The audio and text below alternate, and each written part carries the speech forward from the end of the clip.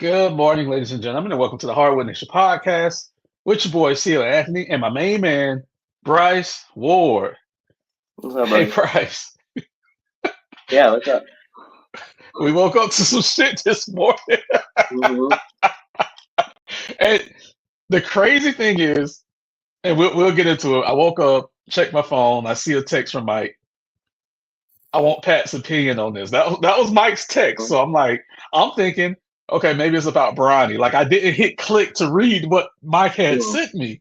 Um, So I'm flipping through YouTube this morning. I'm like, I don't know what the fuck we're gonna talk about, and I see um something talking about a Luka trade. Well, I thought, okay, this is maybe a hypothetical trade. Okay, hmm not once did I check ESPN, not once did I look at any notifications on my phone, and then I saw this video, Luka to the Lakers. I'm like, huh? I was like, hmm what? And I knew, the trade deadline is going to be Thursday around 3 p.m. So I'm like, okay, we're going to talk about upcoming trades. Going to talk about Jimmy, of course. But now we have this falling into our lap by the basketball gods. So what was your initial thoughts on, well, your initial reaction when you first saw it? Um, I had to read the details and see who put the tweet out because if it hadn't been Shams, I think a lot of people thought this shit was fake. Like I think everybody was shocked. I Mhm. don't think there was a single person that wasn't surprised because nobody knew this was on the table. This Right. wasn't a rumor. It wasn't nothing about it. So I mean, as far as I've read, everybody involved. Players on each team. Nobody knew this was happening. LeBron James didn't know this was happening. So Yeah. it's just really surprising. Um, I know Dallas fans are going to have a complete meltdown Yeah. This if they is haven't already. Um, at least this is a type of situation where you won't be seeing, I don't think jerseys getting burned because it's not like Luka's been on a tirade like Jimmy Butler asking to get out. By the way, this is good for Jimmy Butler. A nice little distraction off of his shenanigans. So the Heat should be thanking Dallas.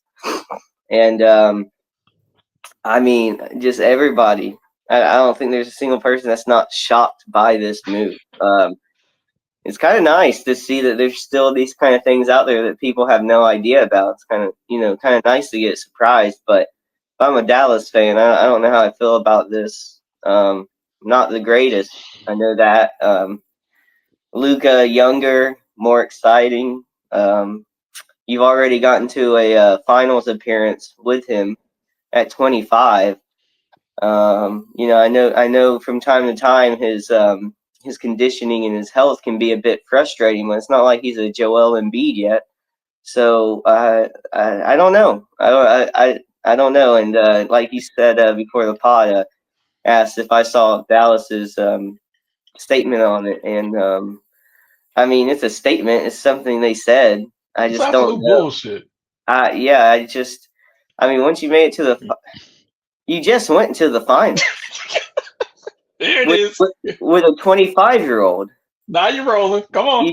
I mean, I know Kyrie's important, but a 25-year-old took you to the finals. This is ridiculous. Cook it. Yep. It Now is. you're cooking. I wonder because Mark Cuban especially has went on record like really praising Luka and being like Right. he's the future. I wonder Right. how much he knew about this. I'm just interested to see the behind the scenes about this deal because it's so wild. Yeah. Uh, Okay. I just don't know how. If I was a Dallas fan, man, I don't know. I don't know. The Lakers about to pick up even more bandwagon fans than they already had, though. So they Yeah. should be Yeah. excited. There are gonna be so many Luka jerseys.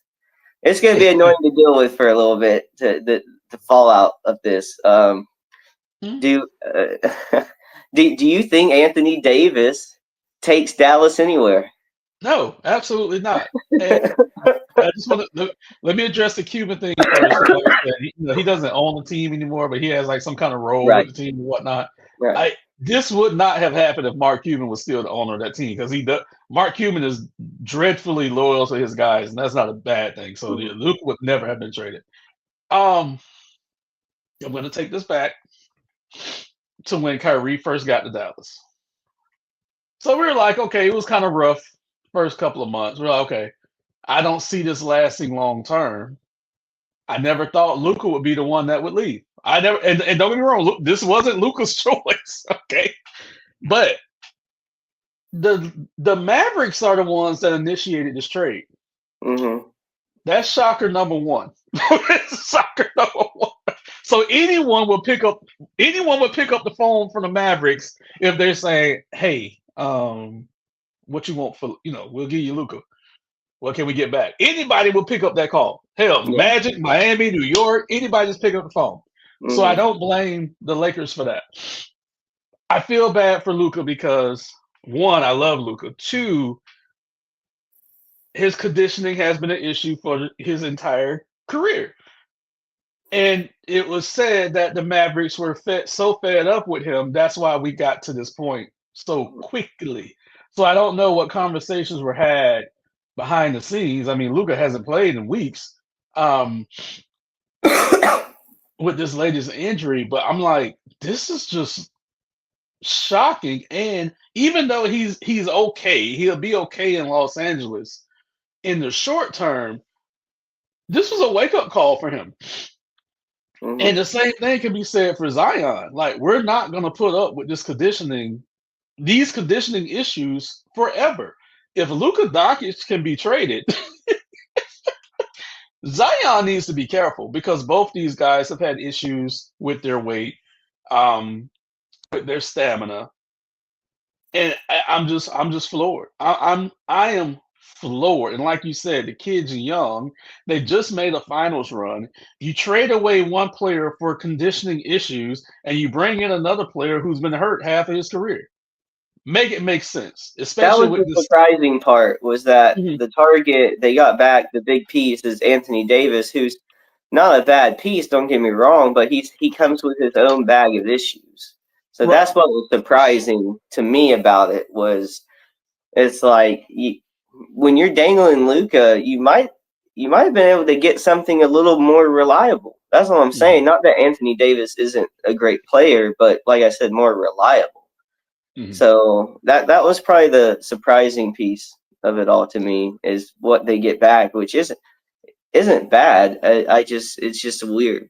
It's the whole thing, from surprising to weird. It's out there, but exciting nonetheless. Right. So the Mavericks got Anthony Davis, Max Christie, and the Lakers 2029 first round pick. The Jazz will get whoever the fuck this is, Jalen Hood Scaspano, who the fuck is, a Lakers second round pick and a Mavs second round pick. And then of course the Lakers got Luka. There's one line in this statement from the Mavericks GM, Nico, that pisses me off. And here's this line, especially coming off of a finals run. I believe that defense wins championships. Okay, that one's not that bad. Okay. I believe that getting an all defensive center and an all NBA player with a defensive mindset gives us a better chance. Okay, so let's see. A better chance than what y'all had last year? Because that was a pretty good squad Dallas had last year. How can Anthony Davis make this team better? I don't understand. I mean, I agree. We'll just have to wait and see it on the court. I mean, to be honest, like, I don't know. I just don't know. We're built to win now and in the future. How? Yeah, Anthony Davis, 30 years old. Like how? I don't get this. This statement is. I legit feel bad for Luka this morning, and Luka probably felt like, and it's not his fault, that he was untouchable in Dallas for Mm-hmm. whatever reason. He probably felt that way, and to get the news that he got, like I said, thank God he's going to the Lakers and versus the Hawks or some shit. But to get the news that you're traded like that because they didn't want you anymore. Mm-hmm. Hey, he's not nothing bad off the court. Yeah, he bitches at the refs during the games. Yeah, he comes into every season a little heavy, but he generally works it out, by the end of the season. Um, I feel bad for the kid. I really feel bad for the kid. So to switch gears to the Lakers side of it, I was never a fan of the Lakers blowing it up and getting Anthony Davis, but as you always fault me with, they got one championship out of it. So in that sense, it was successful.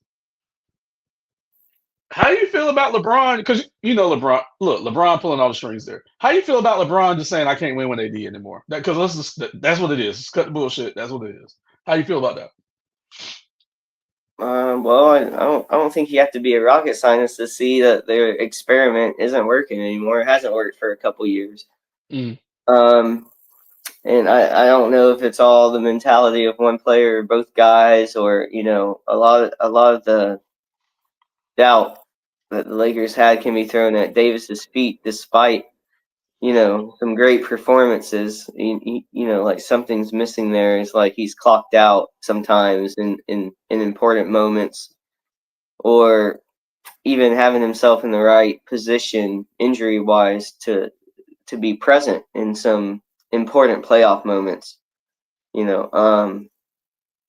a bit of a reputation now, and so I guess that has to do with most of it. And you're dealing with a LeBron James who really can only want to win championships as he's dragging out his career. And it's not like he's a bum. He's definitely not what he used to be. So it's almost like a sense of desperation from the Lakers. But when you're presented this option, it's hard not to think you should take it. So it's just like I said, it's surprising and it's interesting, but I'm actually interested to see how this works with the Lakers and what they already have. Like once Luka gets back and they're all on the court together, basically you're trading in Kyrie and getting LeBron. So it's from like Luka's standpoint, who he's playing with now. It's I want to see that. I guess I think the Yeah. Lakers have set them up better for the future, because we've recently talked about this, about the Lakers moving on from AD and maybe LeBron altogether, both of them, into like a new era for them. Well, they just found their centerpiece. They don't have to look anymore, because once you have Luka, it's you have your number one, you have your star, and you probably have him for a while because he's only 25. So, Mhm. and we know the Lakers have every other intangible it takes to help hold on the stars. So I'd be surprised if Luka goes anyplace else for a very, very long time. Here's the the article's probably true more than likely, but I don't like the wording in the article. The Mavericks were motivated to move Doncic because of his constant conditioning concerns. There had been significant frustration within the organization about Doncic's lack of discipline regarding his diet and conditioning, which team sources consider a major factor in his injury issues. Okay, we've talked about this for years. We really have. Okay, so Doncic was relatively swell by his standards when he reported to camp, but his weight ballooned to a high 260s early this season. He sat out 5 games in late November when the Mavericks listed him with a sprained right wrist and an extended absence to allow Doncic to focus on his conditioning. That's what I have a problem with.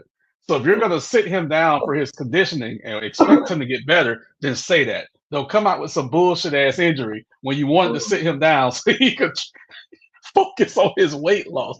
That's the bullshit that I hate about the league. I can't stand it. Look, if you're gonna sit them down, this is what you do. If you want to send a message to a player, and I'm not talking about what's going on in South Beach, even though I am, wink wink, you fucking suspend them. You suspend them, you take their money, you say, hey, we're not gonna deal with this shit anymore. Either you get in shape or you get the fuck out. But when you hide things and then you get to the point where you would just want to get rid of them, now all the world is shocked because we thought everything was fine in Dallas. Luka comes in fluffy every goddamn off season. We know this. We know this. But we've never really heard the Mavericks really say anything bad about it. We've always said shit bad about it. So this smoke and mirror shit is upset. I feel bad. I'm fluffy. I feel Mm. bad for Luca. I do. Like, fucking suspend him. That's it.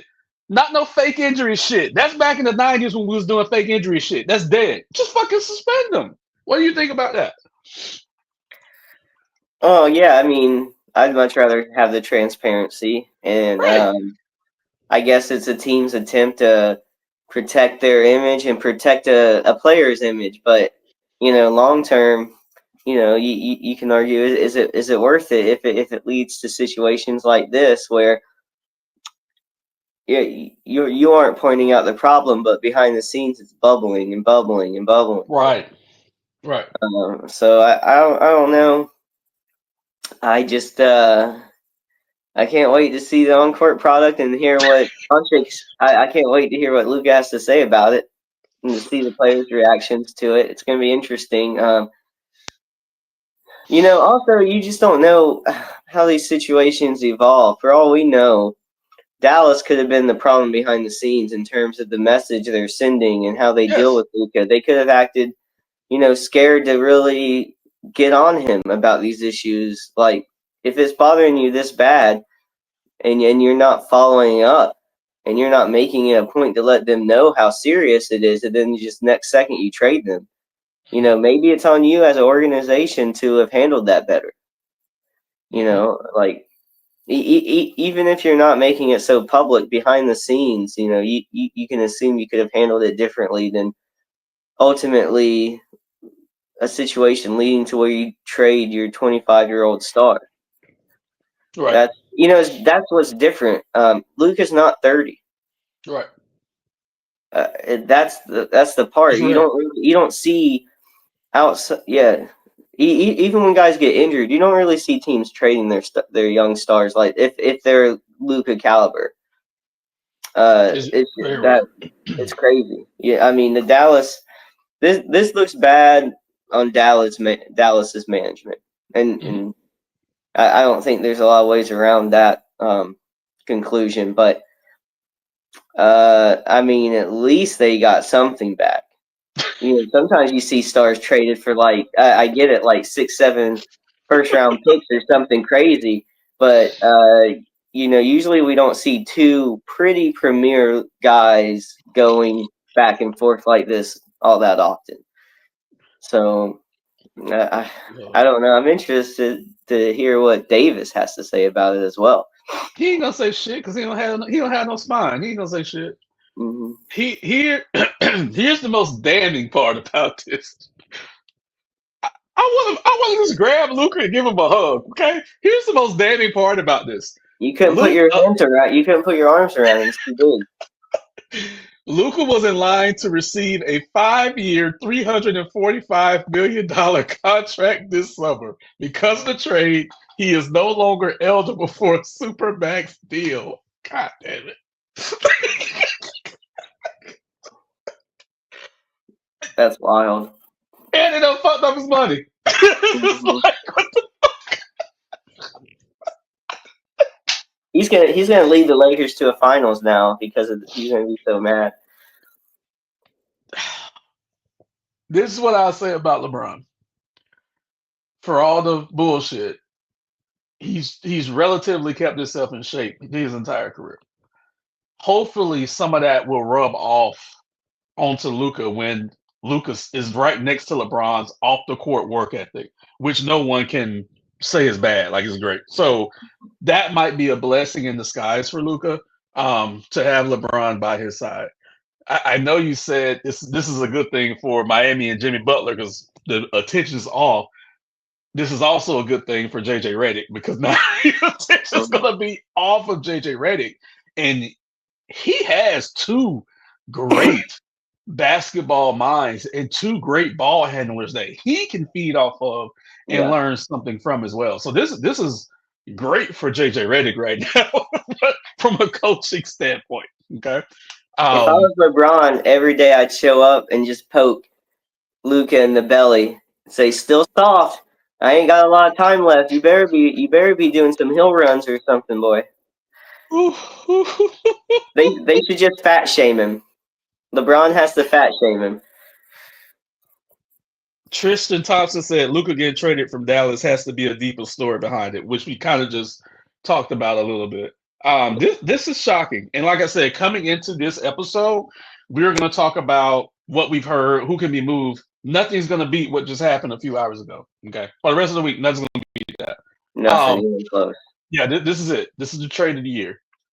With that said, I just want to revisit one thing.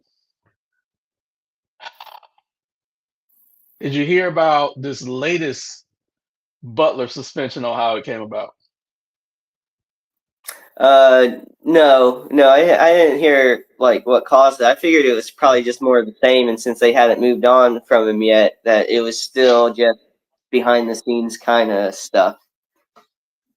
So I'm getting them mixed up now because he's been suspended like 3 times already this year. So I think the last one was he came off of, yeah, it was when we played you guys Monday. He came off of suspension from the suspension last week. And so they had shoot around, and after shoot around, coach went to him and was like, "You're not starting." Jimmy got pissed and walked out of practice.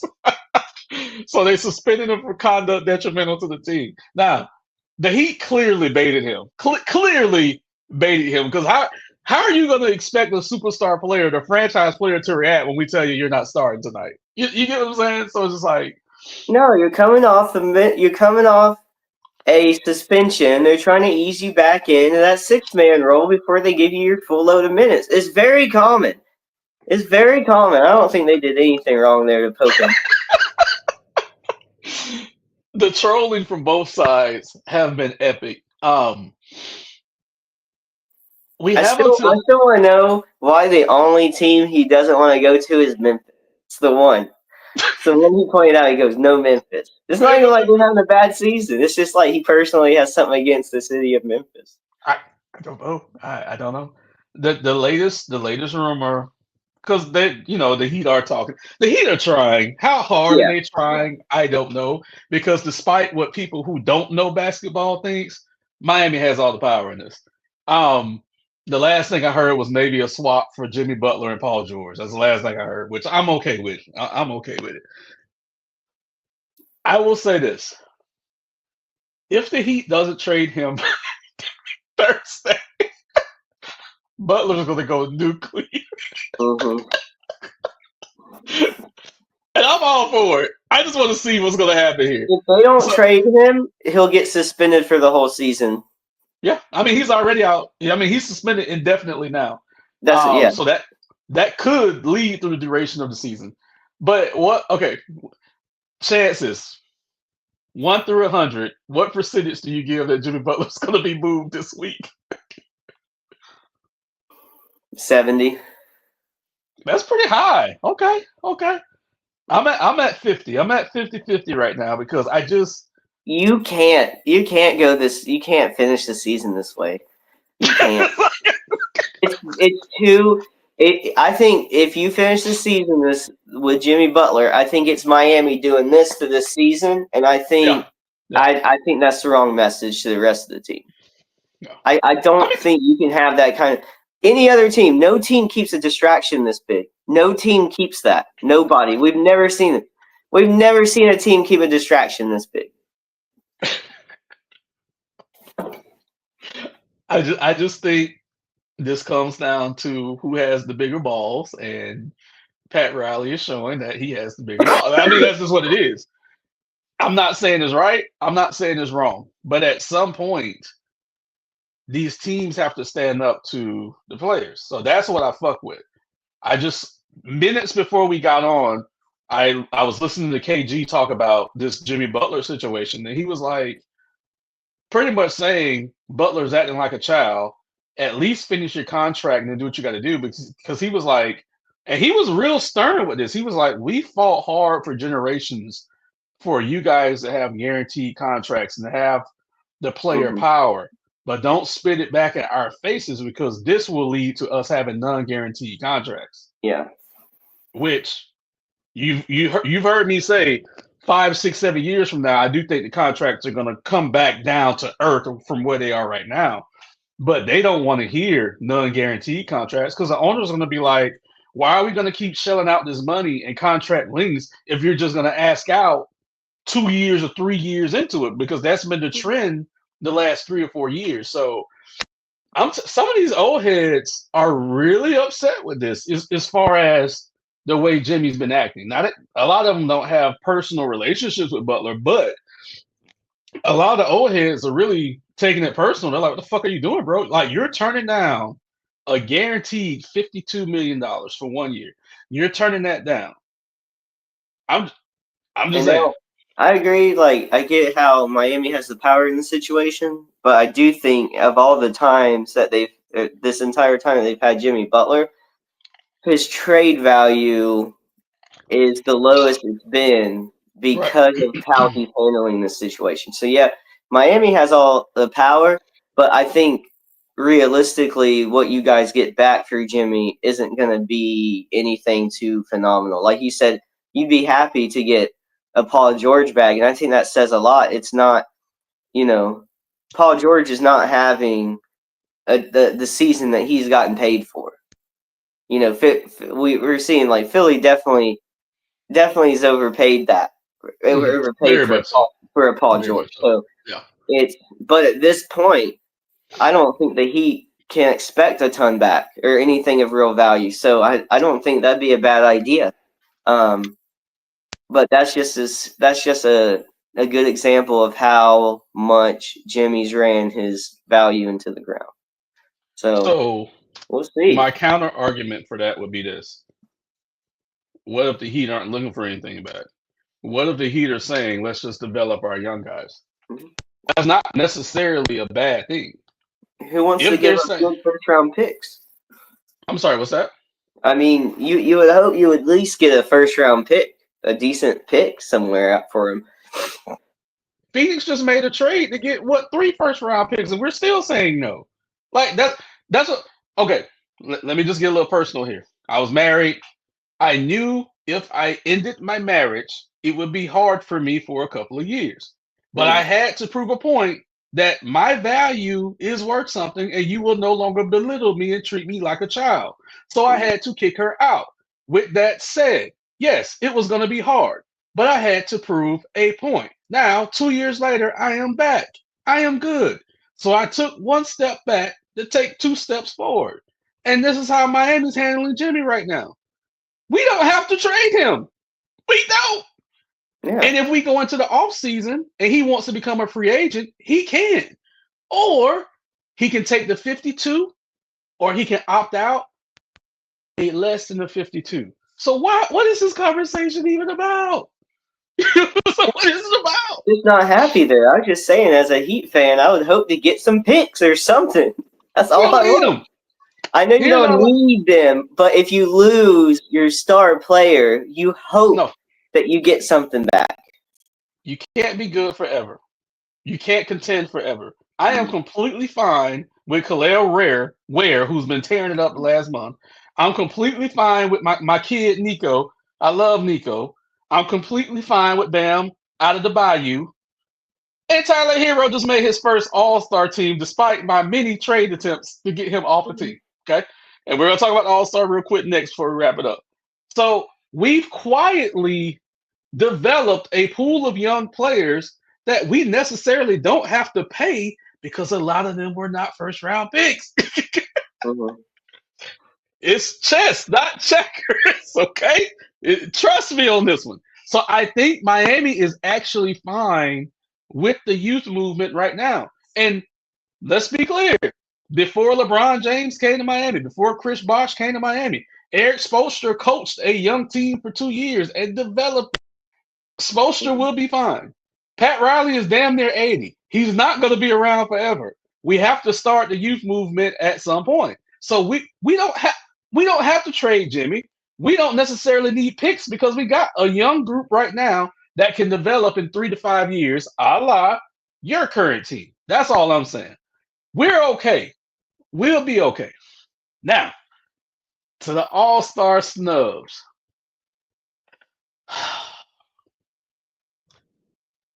Trey Young, LaMelo Ball, Devin Booker. How you feel about this group of players not making the All Star team? I think it's a testament to how many good players are in the league right now. Also, you have to seize the moment. Forgive me, Devin Luca Booker too, but hasn't Luca been hasn't been playing. Devin Booker hasn't been terrible, but what's he done? He's not the exciting new young guy anymore. Phoenix isn't in the finals. What's he doing? What's Devin Booker done that's so different than Zach LaVine? Nothing. Not really much. What's LaMelo Ball done besides get hurt a lot? And I like LaMelo, but he's not healthy. He's not on the court enough season to season. And what was the other name you brought up? Trae Young. What's Atlanta done? Say Look, I'll put him in the same boat as Booker. Yeah, you're really good, but now you're not. You're not Wimby. You're not the youngest guy in the room anymore, and your team is just okay. What are you doing? And also, it's this. The All-Star game is a popularity contest. Okay, it's not who is the best ball player. So you either have to be undeniable, you have to have led your team to something valuable. I mean, it's not like Giannis isn't playing, you know. Um, I, Giannis is on the team. I know that's what I'm saying. Okay. The, this is this is a symptom of how talented the league is right now, and it's easy to get left off these popularity contests, these lists, if you're not 100% relevant all the time. Mm-hmm. I mean, Zion too. Like this phenomenal guy coming into the league, the excitement around the buzz, all this. Nobody cares right now because he's always hurt. Mm-hmm. I, What about my boy Halliburton? He started rough, but he's turned it on. yeah, I have mixed feelings about them. Uh, Indiana's on the road. What are you look, talking about? it's a long season, and there's room for ups and downs. So it was a little after their success of last year. It was a little premature for everybody to jump on Indiana with it still being so early in the season. They really turned things around. They have. But Kyrie's having a good season, and Halliburton is Luca's also happy. a bit of a polarizing young star. Like Mm-hmm. he gets out there, he kind of his name's out there. He's like vibes guy. It looks like too. So it's I don't know. I find Halliburton a bit annoying sometimes. So, but I get why he's popular. What about the Montes? There's just too many players. There's too many good stars right now. Mm-hmm. I don't know. But also it's just like I said, it's a big popularity contest, and some of these markets and players just have it different than some. Got it.